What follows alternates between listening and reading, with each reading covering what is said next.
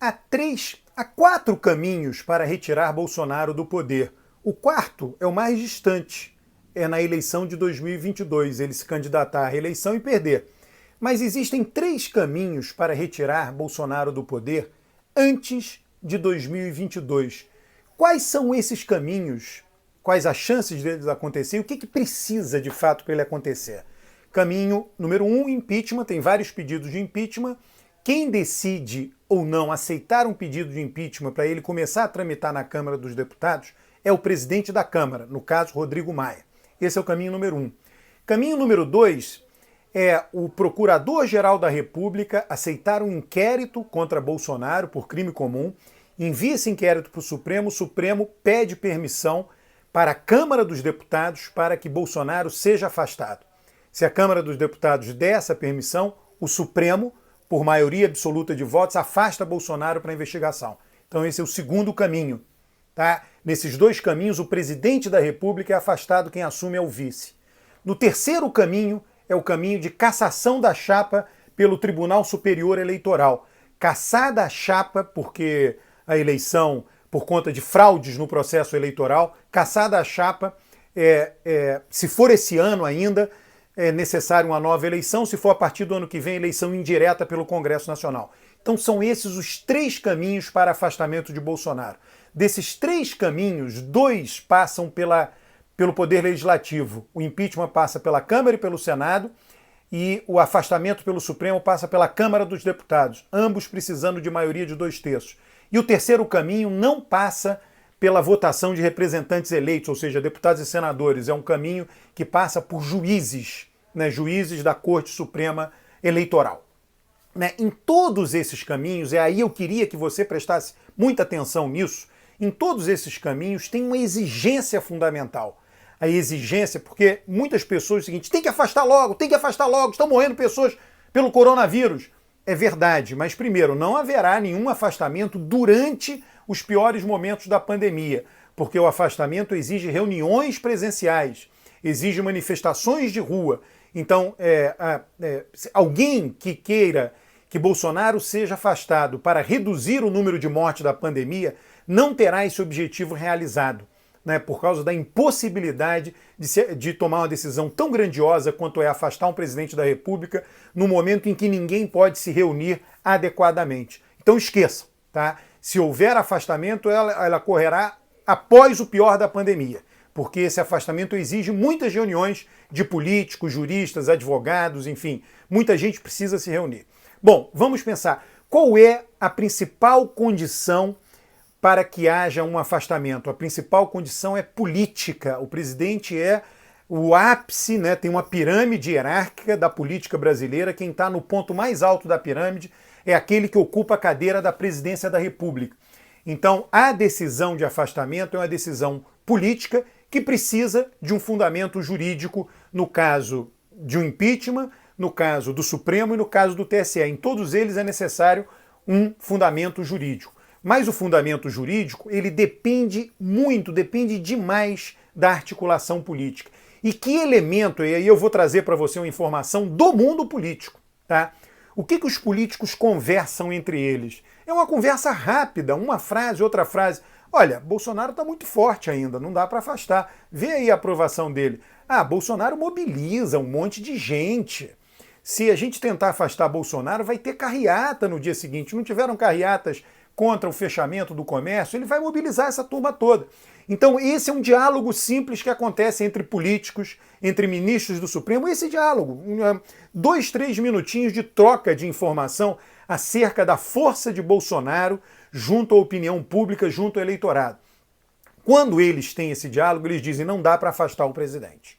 Tá? Esse é um condicionante importante, porque eles estão pensando, eles são figuras muito racionais, que estão também lá perto do topo da pirâmide, estão pensando também consequências de médio prazo. Eventualmente, alguns pensam até consequências de longo prazo. Eles vão dizer o seguinte, olha, se a gente fizer isso, Bolsonaro tendo apoio, Bolsonaro volta. Ah, vamos lá, a gente afasta ele e declara ele inelegível por 8 anos. Ele apoia um filho. Ele mobiliza esse pessoal, vai gerar ressentimento nesse pessoal, 20%, 30%. Então existe uma cautela por parte deles. Cautela que você não precisa ter, que eu não preciso ter. A gente pode pedir o afastamento de Bolsonaro para ontem, né? Mas se nós saíssemos de nossa posição, que hoje atualmente ocupamos, e fôssemos repentinamente alçados ao cargo de deputado federal, senador, ministro do Supremo, ministro do STJ, a gente teria que pensar nisso. Mudaria a nossa perspectiva com relação a este problema do mundo político.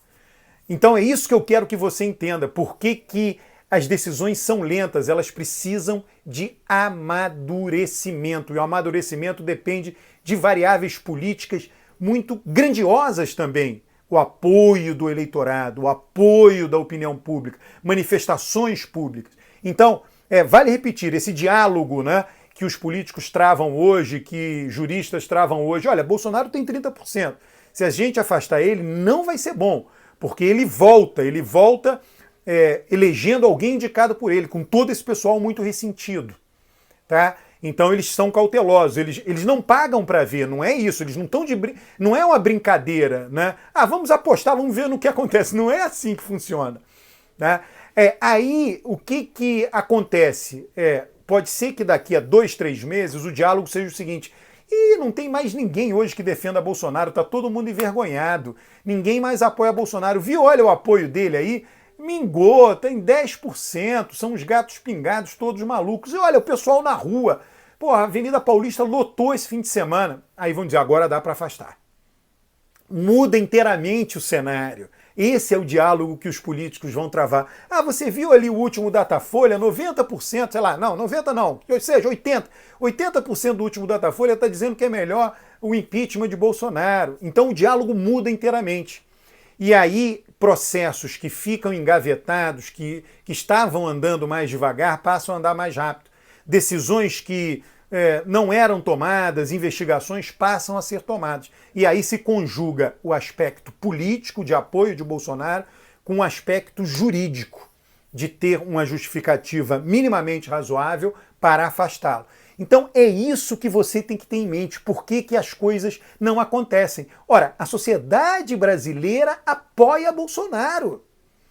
É por isso que ele não é afastado. Se ele não tivesse apoio nenhum, fosse uma rejeição imensa do mundo político, do mundo da sociedade, dos eleitores, e com batom na cueca do ponto de vista jurídico, como se diz, né, uma evidência muito grande de um crime muito escabroso, ele seria afastado. Mas não temos essas condições ainda. Essas condições podem estar formadas na cabeça de alguns indivíduos, na sua cabeça, que eventualmente está me assistindo. Não, mas você vive num determinado mundo. Né? O mundo que os políticos olham é um mundo um pouco mais amplo. É um mundo que leva em conta o seu mundo, mas que leva em conta o mundo também dos apoiadores de Bolsonaro. E leva em conta, fundamentalmente, o fato de que se esses apoiadores forem muitos e forem muito militantes, eles causam um estrago mais para frente. E Bolsonaro volta. Então você faz uma espécie de esforço de Sísifo. Leva a pedra para cima, ela cai e você tem que levar de novo. Não dá para fazer isso. É grave isto. Né? Então, essas são as condições de deposição de Bolsonaro antes da eleição. Na eleição é simples. O eleitorado, na última eleição, ele levou a facada, ficou quieto em casa, não debateu, não fez nada. Na eleição seguinte, ele pode até decidir a mesma estratégia, seja por conta de outro acontecimento fortuito ou não, seja por conta de uma decisão deliberada, de vou repetir a estratégia. Mas acontece o seguinte, na eleição de 2022, o governo dele será avaliado pelo eleitor. O eleitor vai dizer, eu fiquei satisfeito com esse governo, quero que continue. Ou não, fiquei insatisfeito com esse governo, vou votar na oposição a ele. Então, basicamente, a reeleição faz isso. A reeleição é como se fosse um plebiscito acerca da continuidade ou não daquele governante. E aí ele não tem como fugir. Né? Ele ser retirado pelo voto, dizer, perdeu a eleição, a maioria não te quis. Acabou, está fora do jogo. Né? Então, é uma decisão sustentável de todo o eleitorado, legitimada pela instituição central. Qual é a instituição central da democracia? É o voto.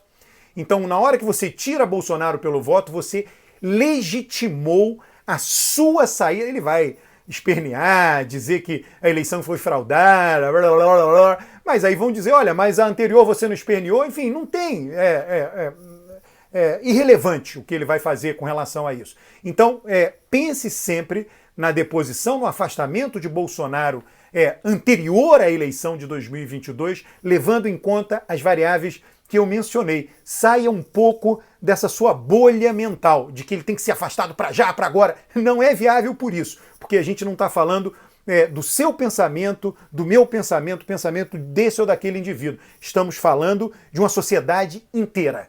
Inscreva-se no canal, curta o vídeo, comente os vídeos. Muito obrigado.